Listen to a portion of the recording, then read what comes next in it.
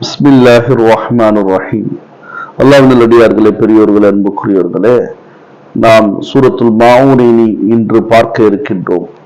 அராய்தல்லதி யுகதியு பித்தீன். அல்லாஹுடைய ரசூலிடத்தில் அல்லாஹு தஆலா கேட்கின்றான், ரசூலே, என்ன நீங்க பார்த்தீர்களா, கவனித்தீர்களா, அவனை பற்றி புரிந்து கொண்டீர்களா? அல்லதி யாரென்றால் யுகதிபு பித்தீன், தீனை பொய்யாக்குகின்றான். தீனை பொய்யாக்குகின்றவனை நீங்கள் கவனித்தீரா என்று அல்லாஹு தஆலா கேட்கின்றான் இந்த முதல் வசனத்தில். இதற்கு என்ன தஃசீர் என்று பார்க்கும் பொழுது, பொய்யாக்கக்கூடியவர்கள் அந்த நேரத்தில் இந்த ஆயத் இறங்கும் பொழுது யார் என்று சொல்லி பார்த்தால் பல நபர்களுடைய பெயர்கள் தஃசீரில் கிடைக்கிறது. ஒன்று ஆஸ் பின் வாயில், இரண்டாவது வலீத் பின் முகைரா, மூன்றாவது அம்ர் பின் ஆமிர் மக்சூமி. இப்படிப்பட்ட முனாஃபிகீன்களை பற்றி தான் இந்த வசனம் குறிக்கிறது. இன்னைக்கு யாரெல்லாம் இப்படிப்பட்டவர்கள் இருப்பார்களோ அவர்களும் இதில் சேருவார்கள். அவர்கள் முஃமின்களாக இருந்தாலும் சரி, முஸ்லிம்களாக இருந்தாலும் சரி, யாராக இருந்தாலும் சரி, யாரெல்லாம் யுகதிபு பித்தீன் செய்வார்களோ, தீனை பொய்யாக்குவார்களோ. இங்கே தீன் என்று சொன்னால் குறைந்தபட்சம் 2 தர்ஜுமாக்கள் இருக்கிறது, அர்த்தங்கள் இருக்கின்றன. ஒன்று தீன் என்று சொன்னால் தீனே இஸ்லாம், தீனே ஈமான், தீனே ஹக், அல்லாஹுடைய மார்க்கத்தை. இன்னொன்று தீன் என்று சொன்னால் யௌமே ஜஸா என்று சொல்லப்படுகின்ற, யௌமே ஆஹிர் என்று சொல்லப்படுகின்ற கியாமத்து நாள், இறுதி தீர்ப்பு நாளை யாரெல்லாம் பொய்யாக்குவார்களோ அவர்களெல்லாம் இதில் சேருவார்கள். அப்படிப்பட்டவர்களை நபியே தாங்கள் பார்த்தீரா என்பதாக அல்லாஹு தஆலா கேட்கின்றார். அடுத்த வசனம் பாருங்க, ஃபஸாலிகல்லதி யதுஉல் யதீம். அவன் எப்படிப்பட்டவன் என்று சொன்னால் யதுஉல் யதீம், யதீமை அவன் விரட்டுகின்றான். யதுஉ என்ற வார்த்தைக்கு பலமாக விரட்டுவது, தள்ளுவது அர்த்தம். யதீம் அனாதைகளை விரட்டுகின்றான், தள்ளுகின்றான். அனாதைகளை தள்ளக்கூடியவன் இதில் சேருவான் என்பதாக சொல்லப்படுகிறது. அடுத்த வசனம் பாருங்க, வலா யஹுது அலா துஆமில் மிஸ்கீன். இன்னும் என்ன செய்றானாவ, ஏழை எளியவர்களுக்கு தானும் உணவு கொடுப்பதில்லை, தன்னுடைய வீட்டார்களையும் உணவு கொடுக்க சொல்வதில்லை, தனக்கு தெரிந்தவர்களையும் ஏழை எளியோர்களுக்கு உணவளிக்க வேண்டும் என்று ஆர்வம் மூட்டுவதில்லை. அப்படிப்பட்டவனாக அவன் இருக்கின்றான். ஏழைகளுக்கு உணவளிப்பதில் அவன் யாரையும் தூண்டுவதில்லை என்பதாக 3வது வசனம் இதை குறிக்கிறது. முதல் வசனத்துல அல்லாஹ்வை மறுக்கின்றான், அல்லாஹ்வுடைய தீனை மறுக்கின்றான், கியாமத்தை மறுக்கின்றான். 2வது வசனத்துல அனாதைகளை பலமாக தள்ளுகின்றான், புறக்கணிக்கின்றான். 3வது வசனத்துல ஏழை எளியோர்களுக்கு தானும் உணவளிப்பதில்லை, மற்றவர்களையும் உணவளிக்க தூண்டுவதில்லை. 4வது வசனம் ஃபவைலுல் லில் முஸல்லீன். முஸல்லீன்னா தொழுகையாளிகளுக்கு ஃபவைலுன் வயல் இருக்கிறது. வயல் என்று சொன்னால் நரகம் அல்லது நரகத்துடைய ஒரு குறிப்பிட்ட பகுதி. நரக நெருப்பு இருக்கிறது. தொழுகையாளிகளுக்கு நரகம் இருக்கிறது என்று சொன்னால் என்ன வசனம், என்ன அர்த்தம், என்ன விளக்கம் என்று சொன்னால், தொழுகையாளிகளில் யார் யார் மக்களுக்கு காமிப்பதற்காக தொழுவார்களோ அவர்கள் ஷிர்க் செய்ததாக அல்லாஹ்வுடைய ரசூல் சொல்லி இருக்கிறாங்க. முஸஅப் பின் ஸஅத் ரலியல்லாஹு தஆலா அன்ஹு, ஸஅத் பின் அபி வக்காஸ் இந்த ரிவாயத்தை சொன்னதாக சொல்கிறார்கள்.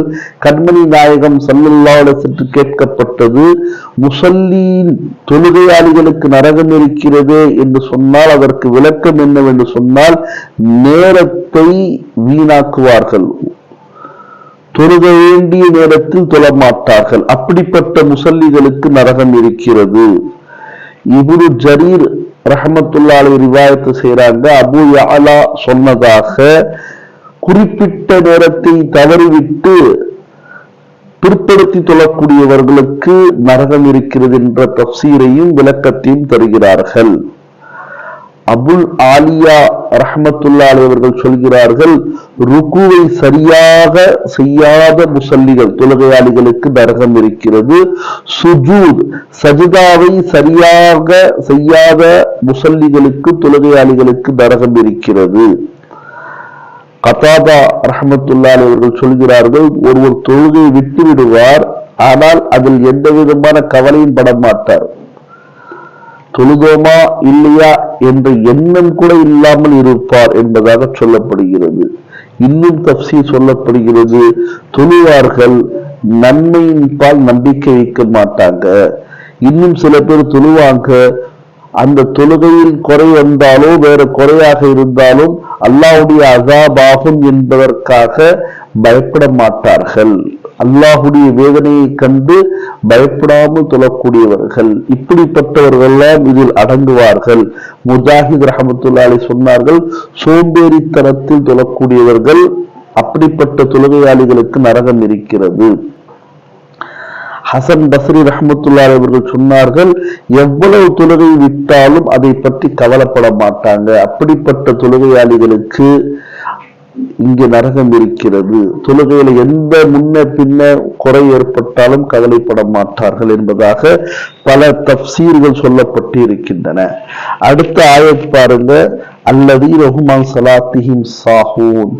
அவர்கள் எப்படிப்பட்டவர்கள் சொன்னால், தன்னுடைய தொழுகையில மிகவும் அல்லதீனஹும் அவர்கள் எப்படிப்பட்டவர்கள் என்றால், அன் ஸலாத்திஹிம் தன்னுடைய தொழுகையில் சாஹூன் பராமுகமாகவும் இருப்பார்கள். அதாவது எந்த கவலையும் இல்லாமல் இருப்பாங்க, எந்த விதமான ஒரு கவலையோடும் முக்கியத்துவத்தோடும் அந்த தொழுகை ஃபர்தாச்சே கடமையாச்சே என்று எண்ணாமல் இருக்கக்கூடியவர்கள் என்பதாக சொல்லப்படுகிறது. அது மட்டுமல்ல, அல்லதீனஹும் யுராஊன் மக்களுக்கு காமிப்பதற்காக தொழுவார்கள். அதைதான் நான் முதலில் சொன்னேன். முஸ்னத் அஹ்மதில் இடம்பெற்று இருக்கிறது ஒரு ஹதீஸில் நாயகம் ஸல்லல்லாஹு சொன்னாங்க, யார் மக்களுக்கு காட்டுவதற்காக தொழுகிறானோ அவன் ஷிர்க் செஞ்சான், யார் மக்களுக்கு காட்டுவதற்காக நோன்பு வைத்தானோ அவன் ஷிர்க் செஞ்சான், இணை வைத்து விட்டான், யார் மக்களுக்கு காட்டுவதற்காக தான தர்மங்கள் செய்தானோ அவரும் ஷிர்க் செய்தான், இணை வைத்து விட்டான் என்பதாக முஸ்னத் அஹ்மதில் பதிவு செய்யப்பட்ட ஒரு ஹதீஸில் கண்மணி நாயகம் ஸல்லல்லாஹு அலைஹி வஸல்லம் அவர்களுடைய ஹதீஸ் நமக்கு கிடைக்கிறது. வயம்னஊனல் மாஊன், இன்னும் இவர்கள் யார் என்று சொன்னால் மாஊனை தடுப்பார்கள். இங்கே மாஊன் என்று சொன்னால் பல தஃசீர்கள் சொல்லப்பட்டு இருக்கிறது. அதுல ஒன்று பார்த்தால் ஜக்காத்தை தரமாட்டார்கள். இன்னும் என்னவென்று சொன்னால் ஜக்காத்தை தரமாட்டார்கள் என்று தப்சீர் செய்தவர்கள் யார் என்று சொன்னால், ஹஜ்ரத் அலி கர்ரமல்லாஹு வஜ்ஹு, ஹஜ்ரத் அப்துல்லா பின் உமர், ஹஜ்ரத் ஹசன் ரலியல்லாஹு தஆலா அன்ஹு, ஹஜ்ரத் கதாதா, ஹஜ்ரத் ஸஹாக் ரலியல்லாஹு தஆலா அன்ஹுமா. இப்படிப்பட்ட உலமா பெருந்தகைகள் சஹாபாக்களுடைய தப்சீர்ல இங்க மாஊன் என்ற வார்த்தைக்கு ஜக்காத்தை தடுக்கக்கூடியவர்கள் என்பதாக வந்திருக்கிறது. ஆனால் உண்மையில பார்த்தீங்கன்னா மாஊன் என்றால் சாதாரண விஷயங்கள் கூட தரமாட்டார்கள். தண்ணீர், உப்பு, நெருப்பு, இப்படிப்பட்ட சாதாரண விஷயங்களும் தரமாட்டார்கள். ஒரு ஹதீஸ்ல இருக்குது, தண்ணீர் இல்லாதவர்களுக்கு தண்ணீர் கொடுப்பது, அந்த தண்ணீரை கொண்டு உணவு செய்யப்பட்டால் அந்த உணவே கொடுத்ததற்கு சமமாக இருக்கிறது என்பதாக ரசூலை கரீம் சொன்னாங்க ஸல்லல்லாஹு அலைஹி வஸல்லம்.